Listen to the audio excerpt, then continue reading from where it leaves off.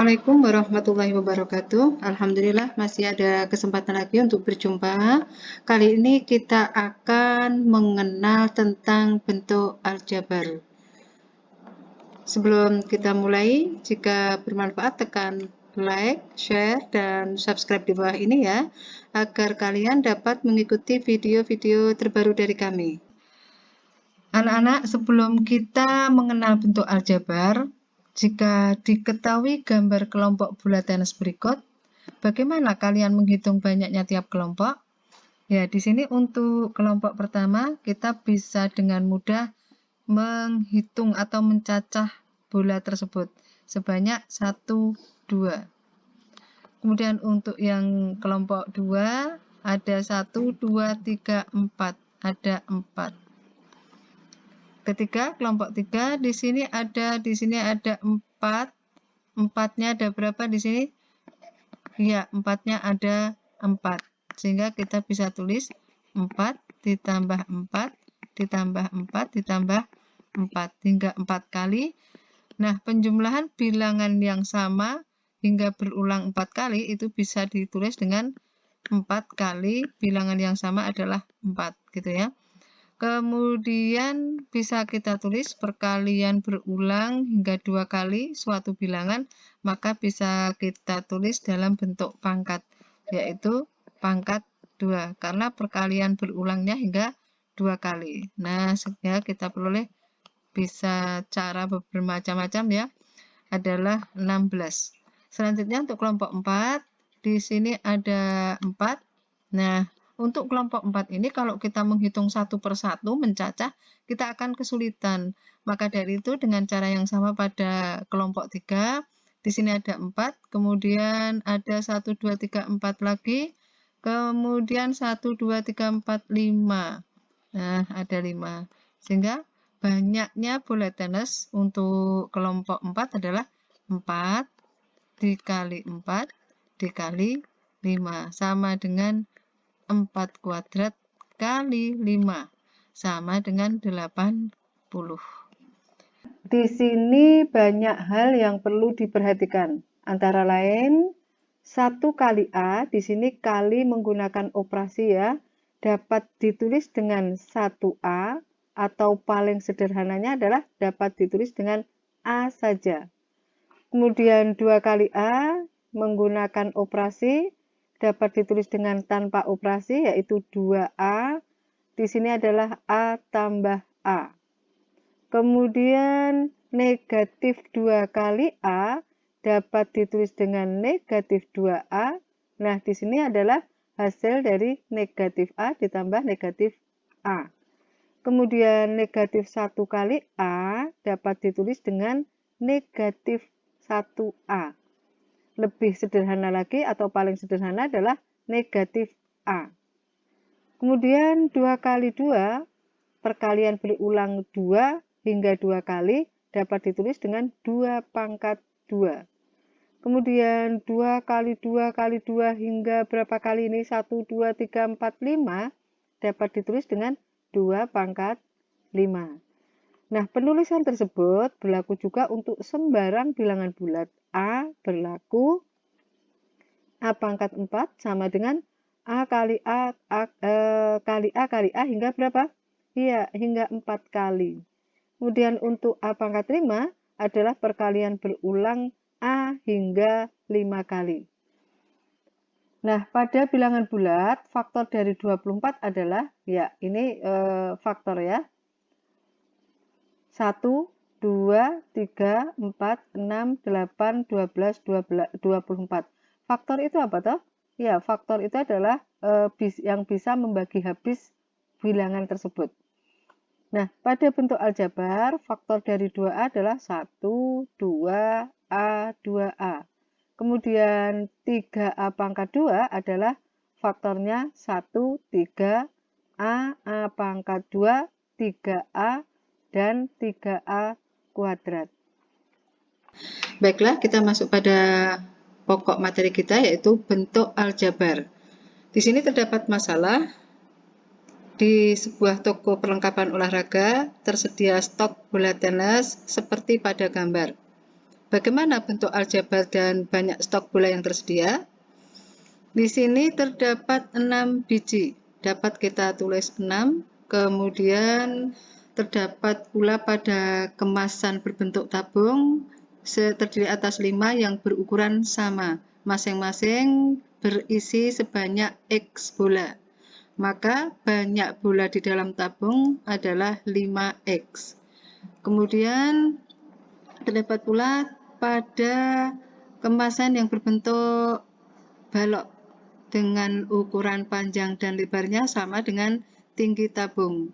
Dengan demikian, di sini memanjang berisi sebanyak tabung yaitu X bola dan melebar karena sama panjang maka di sini juga terdiri atas X bola dan di sini terdiri atas Y bola.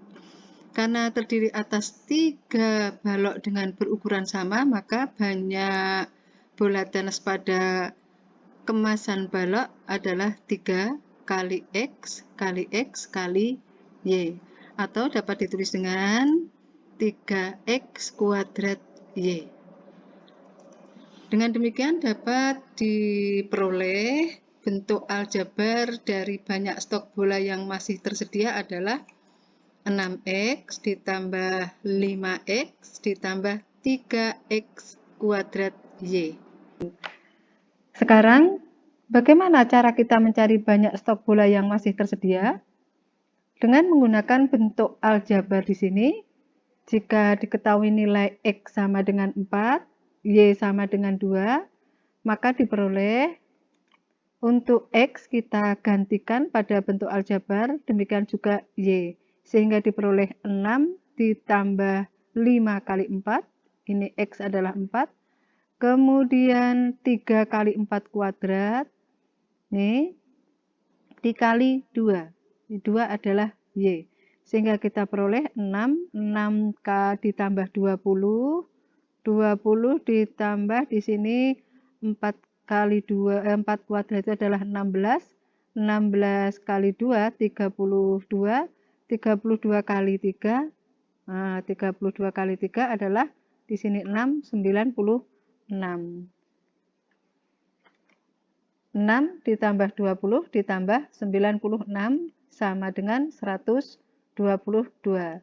Jadi banyak stok bola yang masih tersedia untuk X sama dengan 4 dan Y sama dengan 2 adalah 122.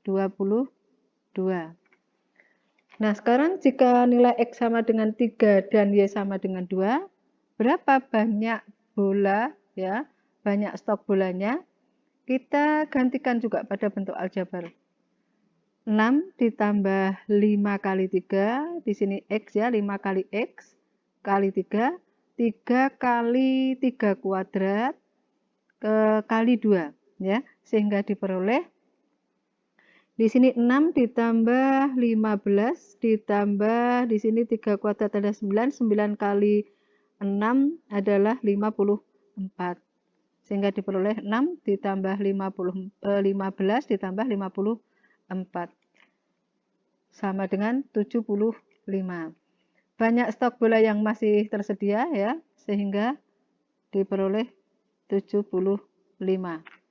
Untuk X sama dengan 2 dan Y sama dengan 3. Nah, di sini banyak stok bola tergantung pada nilai X dan Y. Keduanya dapat berubah-ubah. Nah, untuk X dan Y disebut sebagai variabel. Kita lanjutkan B, pengertian dan unsur-unsur bentuk aljabar. Unsur yang pertama adalah variabel. Sebelumnya kita akan membahas pengertian bentuk aljabar.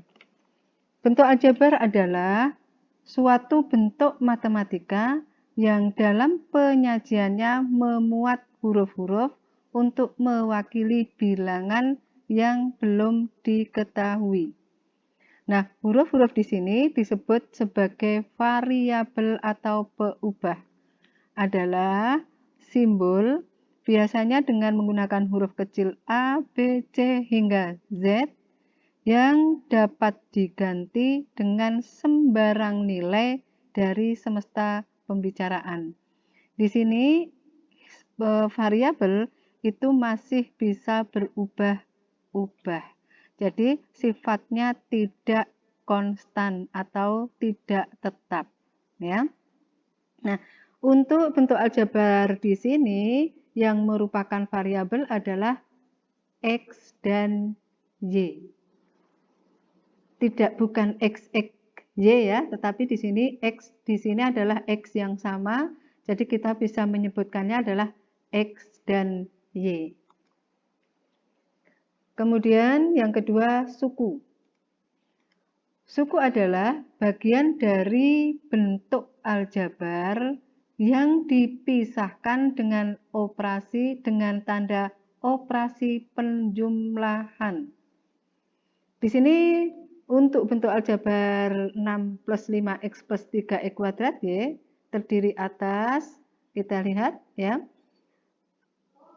6 ini dipisahkan oleh operasi penjumlahan adalah 6, 5x, 3x kuadrat Y. Terdiri atas berapa? 4. Ya, jadi ini adalah suku. 6, 5x, 3x kuadrat Y. Bukan 4, tapi berapa? Ya, 3. Siapa saja suku tersebut? Ya, tadi sudah disebut 6, 5x, dan 3x kuadrat Y. Begini. Kita lanjut. Unsur yang ketiga, konstanta. Konstanta adalah suku dari suatu bentuk aljabar yang tidak memuat variabel. Yang mana ini? Ya, ini memuat variabel yaitu X, ini memuat variabel X dan Y. Yang tidak memuat variabel adalah suku 6 di sini. 6 adalah konstanta, ya. Di sini sifatnya konstan, tidak berubah-ubah. Unsur yang keempat adalah koefisien. Koefisien adalah faktor konstan atau tetap dari suatu suku yang memiliki variabel pada bentuk aljabar. Dari bentuk aljabar di sini, 5x dan 3x kuadrat Y adalah suku yang memiliki variabel. Faktornya untuk 5x antara lain 5 dan X. Kemudian untuk 3x kuadrat Y, faktornya antara lain 3 dan X kuadrat Y. Kalau antara lain itu tidak harus disebutkan semuanya, gitu ya. Nah, di sini koefisien dari 5x adalah 5. Sedangkan koefisien dari 3x kuadrat Y adalah 3. Atau dapat ditulis koefisien 5x adalah 5 dan koefisien 3x kuadrat Y adalah 3. Paham ya anak-anak? Selanjutnya pangkat variabel. Untuk bentuk aljabar di sini, suku yang memiliki variabel adalah 5x dan 3x kuadrat Y. Untuk 5x, pangkat dari x tidak tampak. Di sini 5x adalah hasil bentuk sederhana dari 5x pangkat 1. Kemudian untuk 3x kuadrat Y, ini adalah bentuk sederhana dari 3x kuadrat Y pangkat 1. Nah, sehingga dapat ditulis bahwa pangkat dari variabel X adalah 1 dari 5x, kemudian dari suku 3x kuadrat Y, pangkat dari variabel X adalah 2, dan pangkat dari variabel Y adalah 1. Jelas ya anak-anak? Sekarang kita akan mempelajari tentang monomial dan polinomial. Monomial adalah bentuk aljabar yang terdiri atas satu suku. Ini ya, satu suku yaitu 3a kuadrat dan di sini negatif 3y. Kemudian binomial adalah Bentuk aljabar yang terdiri atas dua suku. Kalau ini tadi satu suku ya. Dua suku. Untuk yang pertama di sini 4A kuadrat dan 6. Yang kedua bentuk aljabar selanjutnya yaitu 4Y dan, ayo hati-hati, nah negatif 47XZ ya.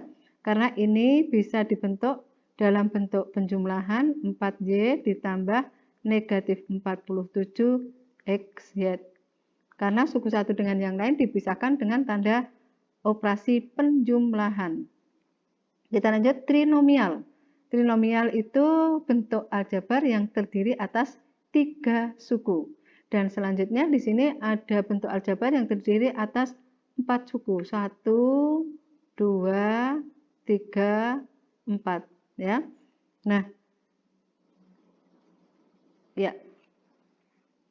Untuk bentuk aljabar yang terdiri atas 2 atau lebih suku disebut sebagai polinomial. Nah, sekarang kita masuk pada contoh soalnya. 1.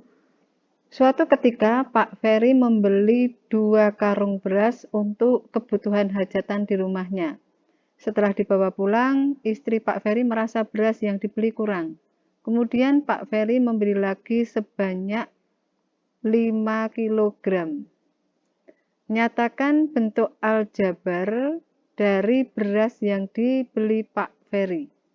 Nah, di sini kita misalkan terlebih dahulu banyak beras tiap karung adalah X. Maka untuk 2 karung beras adalah 2X. Kemudian beras yang dibeli Pak Ferry adalah, nah, semula beli 2 karung ditambah berapa? 5 kilogram. Nah, inilah bentuk aljabar dari beras yang dibeli oleh Pak Ferry.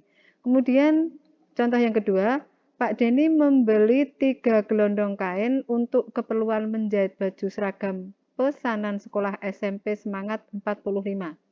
Setelah semua seragam berhasil dijahit, ternyata kain masih tersisa 4 meter. Nyatakan bentuk aljabar kain yang digunakan untuk menjahit. Di sini kita misalkan tiap gelondong kain adalah Y. Maka untuk 3 gelondong kain bisa ditulis 3Y. Kemudian kain yang digunakan untuk menjahit adalah 3Y. Karena sisa 4 meter maka 3Y min 4. Kita masuk untuk latihan soalnya. Bentuk sederhana dari 4, 5, 6, 7, 8. Baiklah, kita masuk pada latihan soal. Yang pertama, bentuk sederhana dari bentuk aljabar berikut adalah ya 1, A ditambah A ditambah A ditambah A ditambah A, yaitu penjumlahan berulang A hingga 5 kali dapat ditulis 5A. Kemudian untuk A kali A kali A kali A kali A perkalian A hingga 5 kali dapat ditulis A pangkat 5. Kemudian latihan 2, jika diketahui bentuk aljabar, istilah titik-titik berikut. 1. X plus 5Y plus 4. A terdiri atas titik-titik variabel. Variabelnya yaitu X dan Y. Berarti terdiri atas 2 variabel. Nah, mereka adalah X dan Y. Kemudian konstantanya siapa? Ya, konstantanya adalah 4. Suku yang tidak mengandung variabel, bersifat tetap. Kemudian yang kedua, 13Z min 6R. Terdiri atas 1, ya, 2. Jadi di sini dibawa ke bentuk, bisa dibawa ke bentuk penjumlahan 13Z ditambah negatif 6R. Maka sukunya adalah terdiri atas 2, yaitu 13Z dan negatif 6R. Jangan lupa ya di sini. Baik, kita lanjutkan yang ketiga. Isilah titik-titik berikut jika diketahui bentuk aljabar 3x kuadrat min x pangkat 3y pangkat 5 min 7. Variabelnya adalah, kita lihat variabelnya di sini adalah x dan y. Bukan x y ya, tapi di sini untuk bentuk aljabar di sini variabelnya adalah x dan y.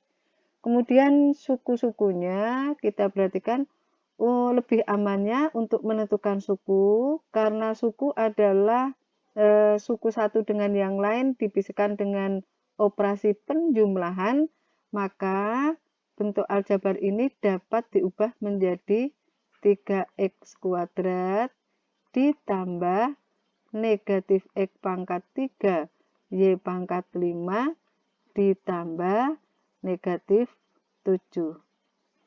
Nah, suku-sukunya adalah siapa? Ya, sukunya adalah 3x kuadrat, kemudian negatif, jangan keliru ya. Di sini negatif x pangkat 3y pangkat 5, kemudian negatif 7. Bisa ditulis sebagai berikut. Kemudian koefisien-koefisiennya. Koefisien dari suku yang memiliki variabel. Untuk 3x kuadrat, koefisiennya adalah di sini 3 ya, yaitu faktor konstan 3. Kemudian untuk negatif x pangkat 3y pangkat 5 berapa? Nah, ini dapat ditulis dengan negatif 1 x pangkat 3 y pangkat 5. Sehingga koefisien dari negatif x pangkat 3y pangkat 5 adalah, ya jangan keliru lagi ya. Di sini negatif 1. Kemudian konstanta. Konstanta itu apa? Konstanta adalah suku yang tidak memiliki variabel. Siapa? Iya, 7. Jangan keliru ya. Yang sering keliru itu adalah dijawabnya konstanta adalah 7. Salah kalau 7. Yang betul adalah iya, negatif 7. Di sini kita tulis. Kemudian pangkat variabel dari tiap suku. Nah, di sini suku-suku yang mengandung variabel adalah 3x kuadrat, memiliki pangkat dari x adalah 2. Kemudian untuk suku berikutnya yang memiliki variabel, pangkat dari x dari x adalah 3. Ini ya, pangkatnya 3 di sini. Kemudian pangkat dari y-nya 5. Ini ya, anak-anak jangan keliru untuk tanda-tanda negatif atau positif perlu diperhatikan. Demikian anak-anak, semoga bermanfaat pembelajaran kali ini. Terima kasih atas like, share, dan subscribe-nya. Assalamualaikum warahmatullahi wabarakatuh.